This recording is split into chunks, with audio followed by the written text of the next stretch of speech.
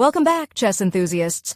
Today, we're diving into a thrilling puzzle from the 2025 Grand Chess Tour Finals semi-final between the Indian prodigy Ramesh Babu Praggnanandhaa and the French Grandmaster Maxime Vachier-Lagrave, known for his sharp tactical vision and love of complex openings like the Najdorf Sicilian. Pragg, who became the youngest Grandmaster in history at age 12 back in 2018, was facing off against MVL in what was a high-stakes battle for a spot in the finals.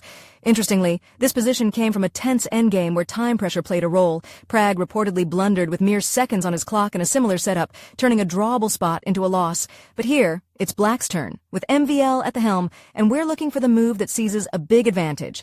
Let's break it down step by step and see how Black can exploit White's awkward king position for some educational fun. First off, let's take a good look at this endgame setup. White has a rook sitting on the a5 square, eyeing Black's pawn on a4, a lone pawn on g4, and the king tucked away on h3, which looks a bit exposed near those advanced Black pawns on h4 and f6. Black has the king safely on e7, a rook on b4 supporting that passed pawn on a4, and those other pawns ready to cause trouble. Notice how the third rank is completely open from a3 all the way to h3. That's a highway for potential checks. White's king on h3 is close to its own pawn on g4, but also threatened by Black's pawn on h4. Black's goal here is to push that advanced a4 pawn toward promotion while creating tactical chaos around White's king, but White's rook on a5 is a nuisance, attacking down the a-file toward a4. As a chess educator, I always tell weaker players to start by looking for checks, captures, and threats. But remember, not every obvious one is the best. One candidate that jumps out is moving the rook down to b3 with check. The rook drops to b3, sliding down the b-file to deliver a check along the open third rank straight to the king on h3. See how it attacks across the empty squares? That's a cool tactical motif, using an open rank for a sideways rook check. Now, White has limited options to escape. The king could scoot to g2 or h2, but let's see the natural response, capturing Black's hanging pawn on h4 with the king. King snaps up the pawn on h4. This seems safe since h4 isn't protected, and it gets the king out of check. But after this, the position evens out. Black can't force a big edge, maybe advancing the a-pawn or something, but White has resources to hold. For example, Black could try pushing the a-pawn to a3 yars, but White's rook can respond effectively. Overall, this line leads to a roughly balanced game, not the win Black wants. So, while rb3 check is tempting and worth considering, it's not the killer blow. Let's rewind that. Another idea might be pushing the f6 pawn to f5 right away, attacking White's g4 pawn, but White can just grab it safely with the rook to f5 dot, and since your rook on b4 doesn't attack f5, you can't recapture. That leaves things even, with White gaining a pawn without punishment. Not exciting. No, the star move here is something more subtle and brilliant, moving the rook all the way across the fourth rank to f4. Boom, the rook glides from b4 over to f4, landing on a powerful spot. At first glance, this might look odd. Why move the rook sideways? But oh boy, this packs a punch for a few reasons. First, it still protects Black's passed pawn on a4 far, because the rook now attacks back along the fourth rank to a4. So if White tries grabbing it with the rook to a4, Black recaptures safely and wins the rook for a pawn. Devastating. But the real genius is the threat this creates. The rook is now poised to drop down to f3 with check. Imagine the rook jumping to f3, where it would blast across the open third rank to attack the king on h3. And f3 isn't attacked by White, so it's a safe, forcing check that could lead to more pressure. This move combines strategy, protecting the passer, with tactics, threatening a nasty check, teaching us how repositioning a piece can unlock hidden opportunities. Now, how would a good player react? Strong players often spot hanging pieces intuitively, so many might grab that undefended pawn on h4 with the king, especially to dodge the f3 threat.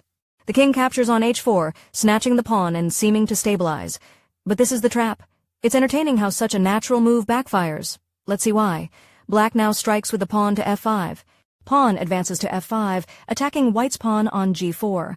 This looks simple, but it's poison. White has options, but they're all grim. Let's check the aggressive response. White's rook captures on f5. Rook swoops to f5, taking the pawn. Now Black recaptures with the rook. Rook from f4 grabs back on f5, eliminating White's rook. White could now take with the pawn. Pawn from g4 captures on f5, wiping out Black's rook. Material looks even. Both rooks are gone, and White has an extra pawn on f5. But watch this. Black calmly pushes the passed pawn to a3. The pawn marches to a3, heading for promotion. Here's the deeper concept for improving players.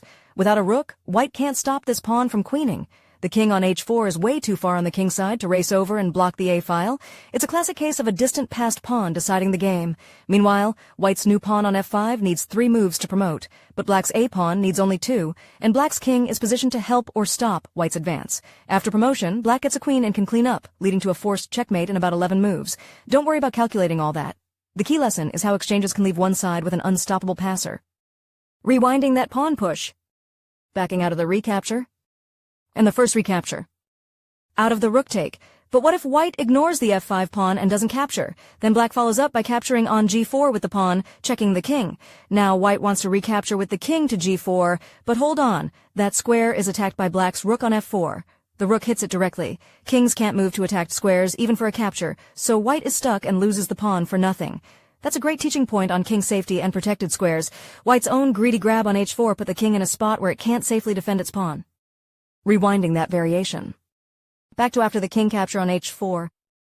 And out of the main rook to f4 move. So, in summary, this rook to f4 sets up a deadly trap. It threatens a check on f3 while luring white into taking on h4, which opens the door for f5 and a cascade of losing choices. White's better tries, like shifting the rook to d5 to reposition it, still leave black with a solid edge around 3 pawns worth, thanks to the past a-pawn and better piece activity. But avoiding the trap is key. Don't grab every hanging piece without checking the consequences. This puzzle highlights tactical themes like open ranks, passed pawns, and king exposure, perfect for players looking to level up their endgame vision. If you spotted rook to f4, congrats, you're thinking like a grandmaster. Drop your thoughts in the comments. Did the trap surprise you? Smash that like button, subscribe for more puzzles and analyses, and I'll see you in the next video. Chess on!